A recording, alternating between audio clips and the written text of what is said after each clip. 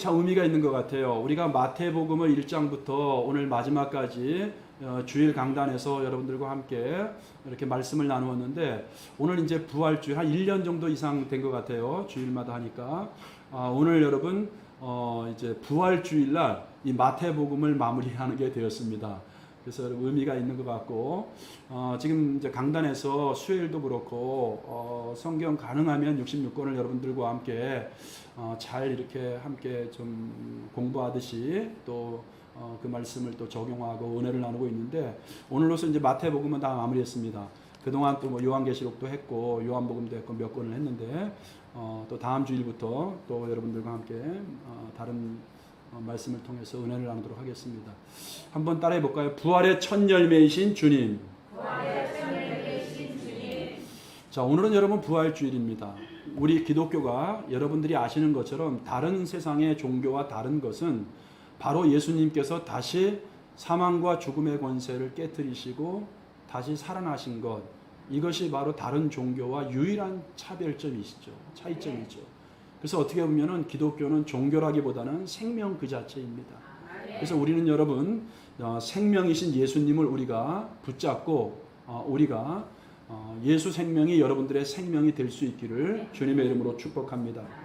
우리가 그동안 마태복음을 쭉 살펴봤는데, 지난 시간에는 특별히 우리가 예수님의 죽음에 대해서, 그 십자가가 사실은 우리에게 굉장한 은혜이고, 또 십자가가 없으면 우리는 우리의 죄와 우리의 사망과 죽음의 문제를 해결할 수 없잖아요.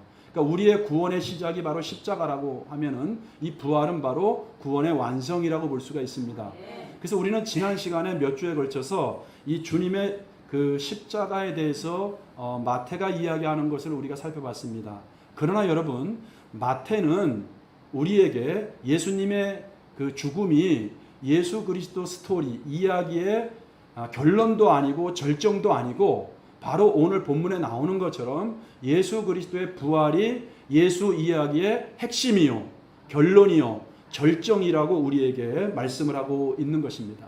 그렇기 때문에 우리가 지난 시간까지는 우리가 예수님의 십자가에 우리의 시선을 우리가 머물렀다고 하면, 바로 오늘부터는 우리가 예수님의 부활, 다시 살아나신 곳에 우리의 이제 시선을 우리가 돌려봐야 하는 것이죠.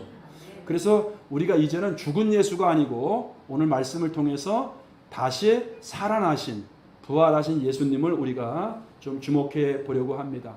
특별히 오늘 말씀을 통해서 짧은 시간이지만 예수님의 부활이 우리에게 어떤 의미가 있고, 그리고 예수님의 부활이 우리에게 무엇을 주고 있는지를 한 크게 세 가지 정도로 살펴보려고 하는데, 첫 번째는 여러분, 주님의 부활이 우리에게 무엇을 주고 있는가, 그리고 주님의 부활이 우리에게 어떤 의미가 있는가. 첫 번째는 우리에게 소망을 주신다는 것입니다. 무엇을 준다고요? 소망을 주신다는 겁니다. 여러분 6절을 한번 보세요. 자, 천사의 증언인데 6절을 보면은, 그가 여기 계시지 않고 그가 말씀하시던 대로 살아나셨느니라. 와서 그가 누우셨던 곳을 보라. 이거 지금 누가 하는 말입니까? 천사가 하는 말입니다. 천사가. 그리고 여러분 보세요. 천사가 하는 말인데, 사실은 여러분 예수님이 성령으로 1장에서, 마태복음 1장에서 성령으로 잉태된 동령 탄생을 이야기할 때 천사의 수태고지가 있었습니다. 자, 우리가 천사의 수태고지가 성경에 한 3번 정도 나오는데, 천사의 수태고지가 있었죠. 그러니까 예수님이 탄생할 때는 천사의 증언만을 성경은 이야기하고 있습니다. 그러나 오늘 예수님의 부활에는 사실 천사의 고지, 천사의 증언만으로도 사실은 우리가 믿고 받아들여야 되는데, 그러나 오늘 이 성경을 보면 예수님께서 친히 천사의 고지뿐만 아니고 천사의 증거뿐만 아니고 자기 스스로 만나주시고 증언하는 걸 볼 수가 있어요. 9절을 한번 볼까요? 시작. 예수께서 그들을 만나 이르시되 평안하냐 하시거늘 여자들이 나아가 그 발을 붙잡고 경배하니. 부활하신 주님이 자기 자신을 친히 보여주시고 사랑하는 자들을 뭐예요? 만나주셨다고 이렇게 말씀을 하고 있어요. 자, 그리고 17절도 보겠습니다. 예수를 배웠고 경배하나 아직도 의심하는 사람들이 있더라. 자, 제자들에게도 예수님이 이렇게 나는 부활했다, 나는 죽음을 이기고 다시 살아났다, 이렇게 예수님이 친히 보여주셨어요. 그리고 사도 바울이 고린도전서 15장 부활장에서 심지어는 부활을 의심하고 믿지 못하는 사람들에게 예수님의 부활을 목격한 사람들이 500여 명이나 일시에 본 적이 있다. 그리고 그들 중에 대다수는 아직 살아있으니까 전 부활을 믿지 못하겠으면 지금도 부활을 목격한 대다수의 사람이 살아있으니까 그 사람들을 찾아가서 만나보라. 이렇게까지 이야기하는 걸 볼 수 있습니다. 그러니까 주님이 직접 부활하신 이 부활체, 그죠? 신령한 모습으로 부활하신 예수님이 그 육신의 모습을 나타내시고 보여주셨다는 것입니다. 그러면 여러분, 주님께서 왜 이렇게 내가 다시 부활하셨다, 부활했다, 내가 다시 살아났다를 예수님이 왜 이렇게 드러내시고 또 보이시고 만나주시는 것이, 그 이유가 무엇이냐는 것입니다. 물론 여러분, 두려움과 절망과 공포 가운데 또 낙심 가운데 엠마오로 향하는 제자들도 있었잖아요. 그런 사람들을 위로하고 다시 믿음으로 격려하고 믿음을 세워주시기 위해서, 두려움과 좌절과 절망 가운데 빠져있는 그들을 다시 일으켜주기 위한 그런 것도 목적이 있지만, 더 중요한 것은 바로 자기를 믿는 사람들에게 소망을 주시기 위함이라는 겁니다. 그 소망이 어떤 소망입니까? 하늘의 소망이에요. 영원한 생명의 소망입니다. 천국에 대한 소망입니다. 그래서 여러분, 주님께서는 죽으시고 부활하시고 그 다음에 무엇 하셨죠? 승천하셨습니다. 그러니까 주님이 승천하셨다는 것은 뭐예요? 너희들, 내가 승천해서 하나님 보좌 우편에 앉는 것처럼 바로 영원한 하늘나라 천국, 내가 너희를 위해 예비한 곳이 있다는 것을 알려주시기 위해서, 소망을 주시기 위해서 주님께서 부활하셔서 친히 보여주셨고 또 승천하신 것이죠. 그래서 여러분, 마가복음, 우리가 같은 내용을 기록하고 있는 마가복음 16장 19절 한번 볼까요? 시작. 주 예수께서 말씀을 마치신 후에 하늘로 올려지사 하나님 우편에, 주님이 말씀을 마친 다음에 하늘로 올려지사, 이게 바로 승천 아니겠습니까? 어디 앉으셨어요? 하나님 우편에 앉으셨다. 똑같은 본문 누가복음 24장 51절에서도 시작. 축복하실 때에 그들을 떠나 하늘로 올려지시니, 그러니까 부활로 끝나는 것이 아니고 어디로 갔어요? 승천하셔서 하늘로 올려지셔서 우리에게 새 소망을 주시는 거예요. 이 땅과 이 세상, 이 하늘만 있는 게 아니고 바로 새 하늘과 새 땅이 있다. 영원한 생명이 있다. 여러분, 우리는 죽음 다음에 끝이 아닙니다. 세상 사람들은 아이고 이제 가면 언제 오나 이러잖아요. 끝이 아닙니다, 여러분. 우리는 죽음 다음에 뭐예요? 영원한 천국이, 영원한 하나님의 나라가 우리에게 기다리고 있다는 것입니다. 그래서 우리가 죽는 것은 들숨과 날숨이 끊어지면 우리가 육신이, 생명이 끊어지잖아요. 우리가 육신이 끝나면 그것으로 끝이 아니고 우리에게는 뭐예요? 바로 이게 찰나래요, 찰나. 여기서 숨이 딱 끊어지면 그 찰나의 순간에 우리는 뭐예요? 우리의 영혼이 바로 하나님의 품에 새하늘과 새 땅, 영원한 천국에서 우리가 주님을 뵙게 될 것을 믿으시길 바랍니다. 이 소망이 있음을 알려주시기 위해서 죽은 다음에 친히 보여주셨고 승천하셨다, 이렇게 말씀을 하고 있는 것이죠. 여러분, 사도 바울이 한번 이 말씀을 천천히 좀 읽어봤으면 좋겠습니다. 고린도전서 15장 12절에서 20절 한번 천천히 함께 또박또박 읽어보겠습니다. 시작. 그리스도께서 죽은 자 가운데서 다시 살아나셨다 전파되었거늘 너희 중에서 어떤 사람들은 어찌하여 죽은 자 가운데서 부활이 없다 하느냐. 만일 죽은 자의 부활이 없으면 그리스도도 다시 살아나지 못하였으리라. 그리스도께서 만일 다시 살아나지 못하셨으면 우리가 전파하는 것도 헛것이요 또 너희 믿음도 헛것이며 또 우리가 하나님의 거짓 증인으로 발견되리니 우리가 하나님이 그리스도를 다시 살리셨다고 증언하였습니다. 만일 죽은 자가 다시 살아나는 일이 없으면 하나님이 그리스도를 다시 살리지 아니하셨으리라.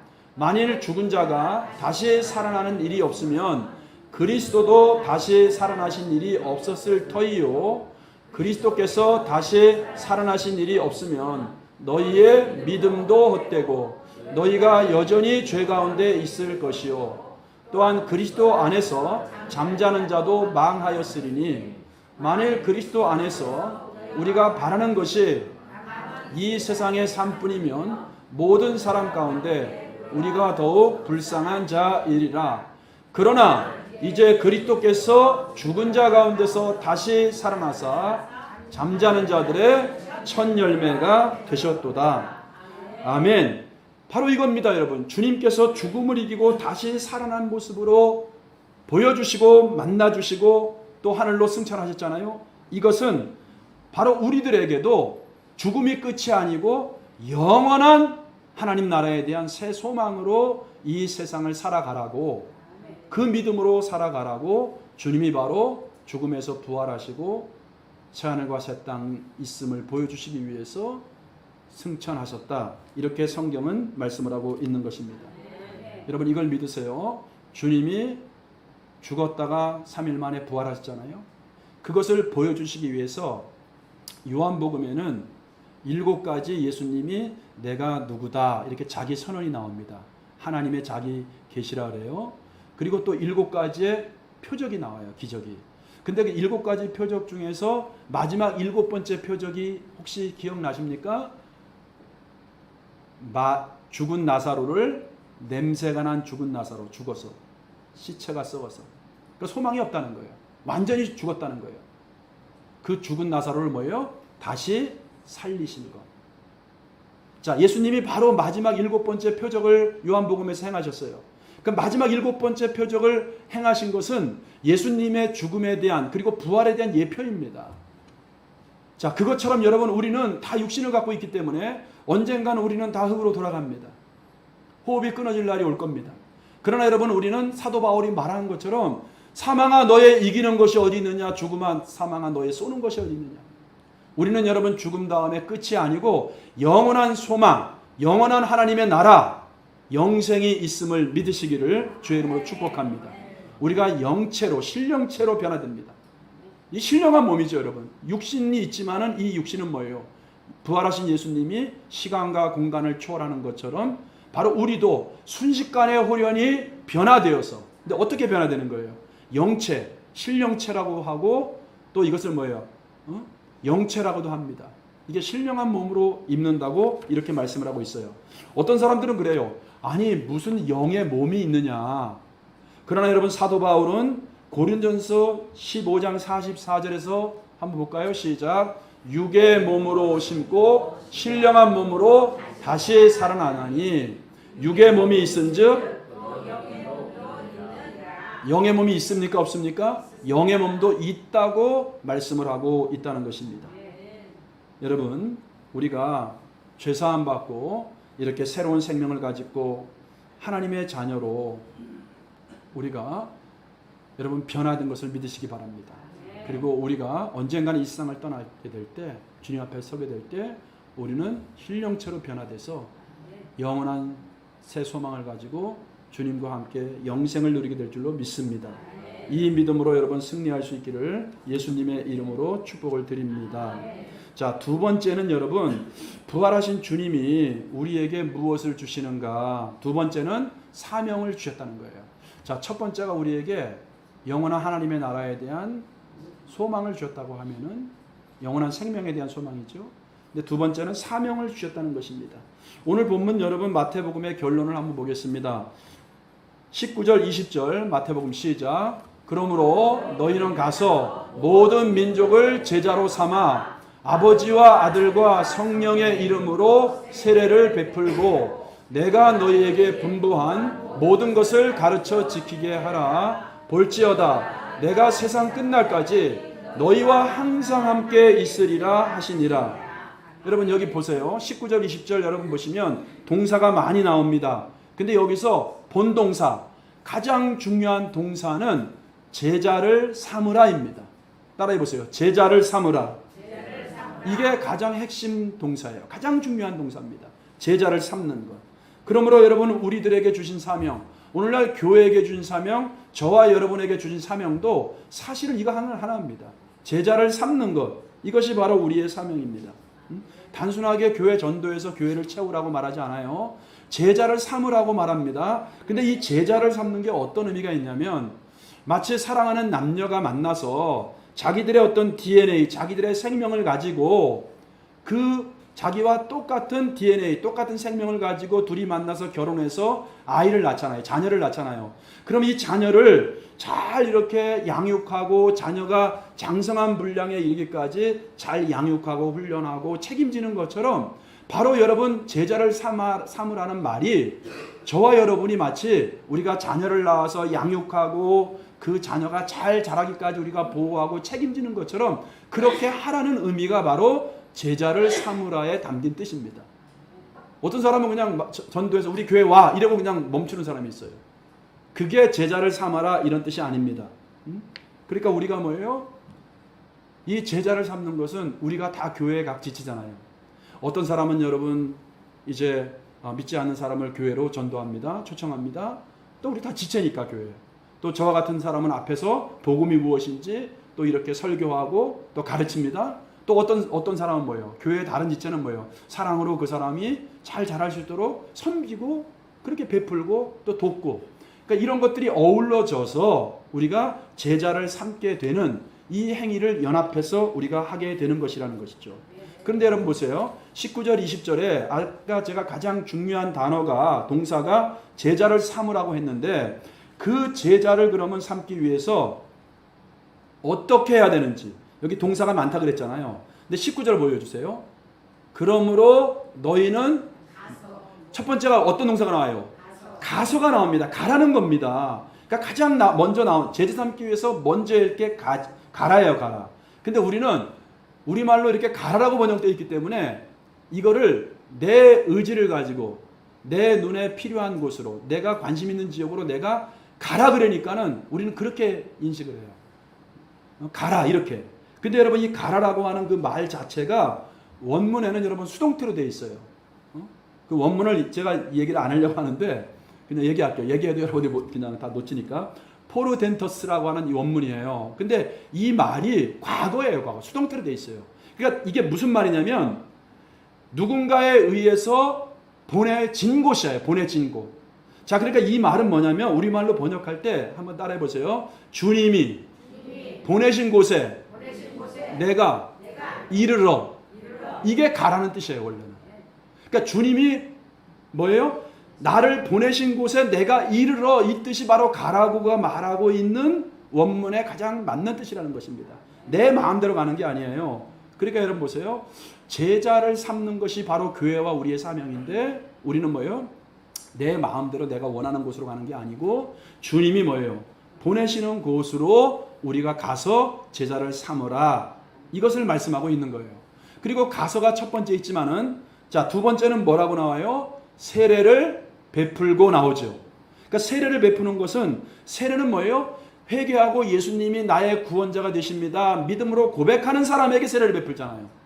그러니까 이 세례를 베푼다 이것은 뭐냐면은 어떤 사람이 예수를 믿고 세례를 받으려고 하면 필연적으로 뭐가 전제되어야 됩니까? 예수님이 누구인지 복음을 전해야 되잖아요. 그러니까 세례를 베풀라고 하는 것은 바로 복음을 전하라 이거와 같은 뜻이에요. 그러니까 세례를 베풀라는 것은 뭐예요? 우리가 누군가에게 예수님이 어떤 분인지를 우리가 가르치고 복음을 전하는 것 이게 바로 세례를 베푸는 것입니다. 그러니까 여러분 보세요. 우리의 사명은 누군가를 제자 삼기 위해 주님이 나에게 보내시는 곳에 이르러서 그 사람에게 복음을 전하는 것. 그것이 바로 가서 세례를 베풀고가 우리에게 말씀하고 있는 원래 의미라는 것이죠. 그리고 20절에 한번 20절로 보세요. 마지막 단어가 나오죠. 마지막 동사가 나와요. 그것은 뭐냐면은 내가 너희에게 분부한 모든 것을 가르쳐 지키게 하라 나오죠. 근데 우리는 그냥 이걸 한 단어로 봐요. 한 단어. 가르쳐 지키게 하라. 가르치고 지키는 거 하나로 봐요. 근데 원문은 안 그래요. 가르치라. 그리고 뭐예요? 지키게 하라. 이렇게 나눠져 있어요. 근데 가르치라는 것은 그 사람을 양육하라 이거예요. 양육하라. 복음으로 양육하고 내 삶을 주님의 사랑을 가지고 얘가 양육하는 거예요. 양육만 하고 있으면 안 됩니다. 여러분들. 그 사람이 장성한 분량에 이르기까지 지키게 하라는 뭐냐면 훈련이야. 훈련. 자, 그래서 여러분 가르쳐 지키게 하라는 양육 훈련 따라해보세요. 양육 훈련.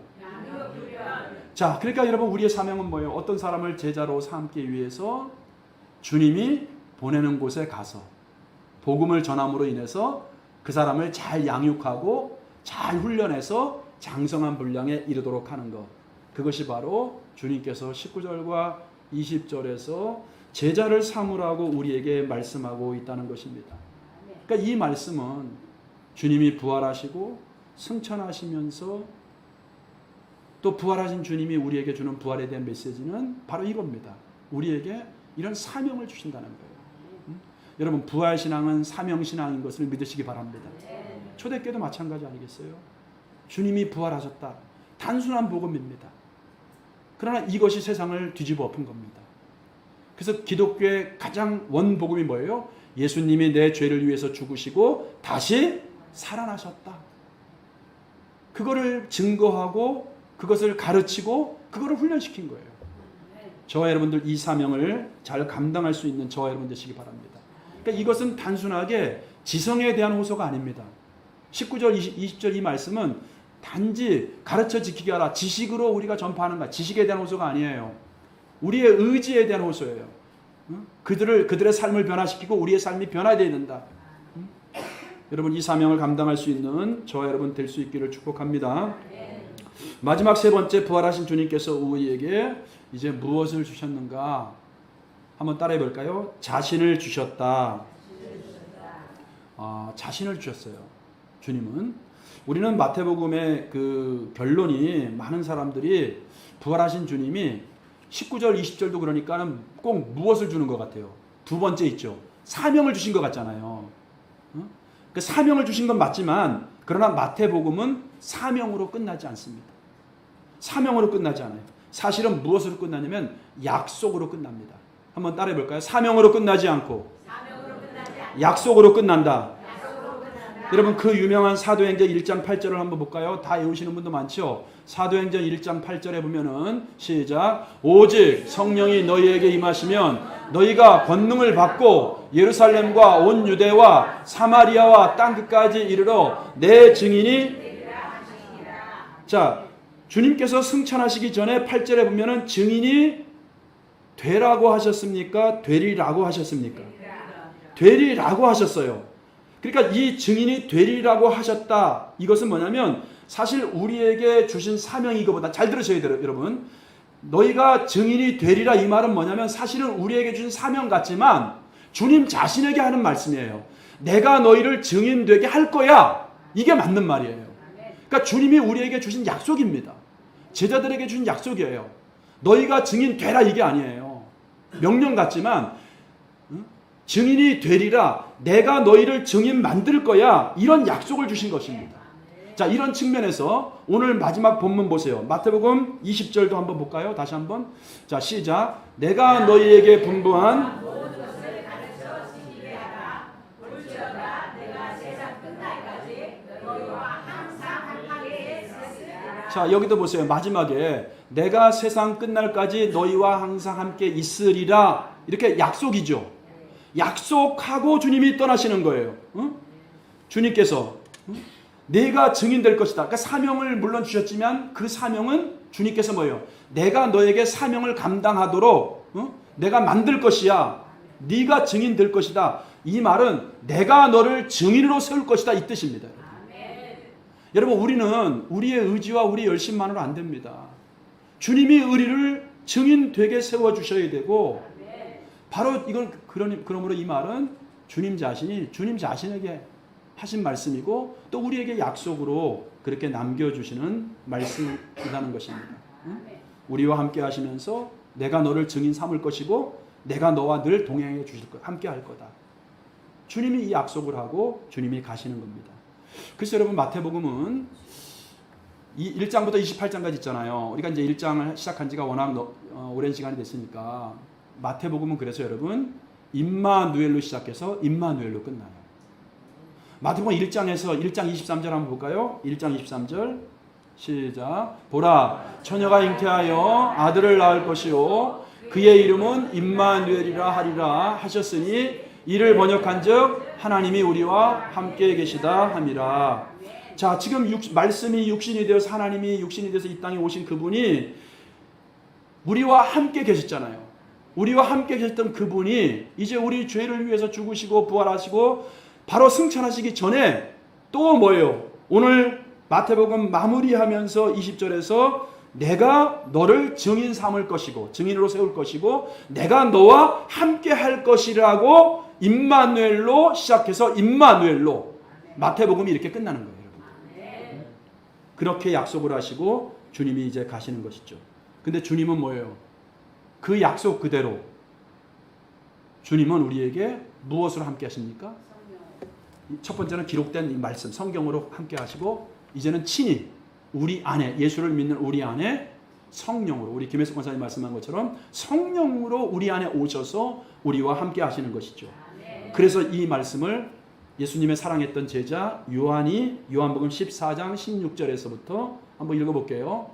이렇게 말합니다. 시작. 내가 아버지에게 구하겠으니 그가 또 다른 보혜사를 너희에게 주사 영원토록 너희와 함께 있게 하리니 그는 진리의 영이라 세상은 능히 그를 받지 못하나니 이는 그를 보지도 못하고 알지도 못하리라. 그러나 너희는 그를 아나니 그는 너희와 함께 거하시니요 또 너희 속에 계시겠으리라. 내가 너희를 고아와 같이 버려두지 아니하고 너희에게 자 주님이 다시 오신다 그랬죠. 승천하시고 끝나는 것이 아닙니다. 우리에게 다시 오시는데 보혜사 성령으로 우리 안에 오겠다 이렇게 말씀을 하는 거예요. 성령을 보내셔서 내가 너희와 영원히 함께 있겠다 이렇게 말씀을 하고 있는 거예요. 자 그러니까 육신을 입고 이 땅에 오신 주님이 우리와 함께 하셨다면 이제는 떠나시면서 우리에게 성령을 보내셔서 우리 안에 부활하신 주님이 함께 있겠다고 말씀을 하고 주님께서 우리에게 약속을 하고 있는 것이 바로 마태복음의 결론이라고 하는 것입니다. 사랑하는 여러분, 오늘 부활주의를 맞이해서 이제 마태복음을 우리가 마무리하면서 정리합니다. 예수님은 여러분 말씀을 통해서 우리에게 믿음을 주셨습니다. 믿음을 주셨습니다. 그리고 자신의 죽음과 십자가를 통해서 우리에게 사랑을 주셨습니다. 그리고 부활하신 주님께서 오늘 우리에게 무엇을 주셨어요? 소망을 주셨습니다. 그리고 약속을 주셨습니다. 오늘 우리는 이 말씀 그대로 우리가 주님께서 우리에게 주신 이 약속 내가 너희를 고아와 같이 버려두지 아니하고 성령을 통해서 너희와 늘 함께 있겠다. 이 말씀을 통해서 오늘 마태복음 세 가지를 말씀했습니다. 너희는 이제 부활신앙으로 죽음이 끝이 아니니까 새 소망을 가지고 산 소망을 가지고 천국에 대한 비전을 가지고 소망을 가지고 그 약속 붙잡고 살아라. 그리고 뭐예요? 주님께서는 또 우리에게 이제는 영원히 우리와 함께 있겠다고 하는 성령을 우리에게 보내셔서 임마누엘로 우리 함께 있겠다는 이 믿음을 가지고 부활신앙으로 여러분 우리에게 주신 사명을 감당하면서 제자를 삼고 사명을 감당하는 저와 여러분들이 다 되시기를 주의 이름으로 축복합니다. 우리 한번 이제 오늘 마태복음을 다 마무리하는데 이 찬양을 우리가 부르면서 우리 함께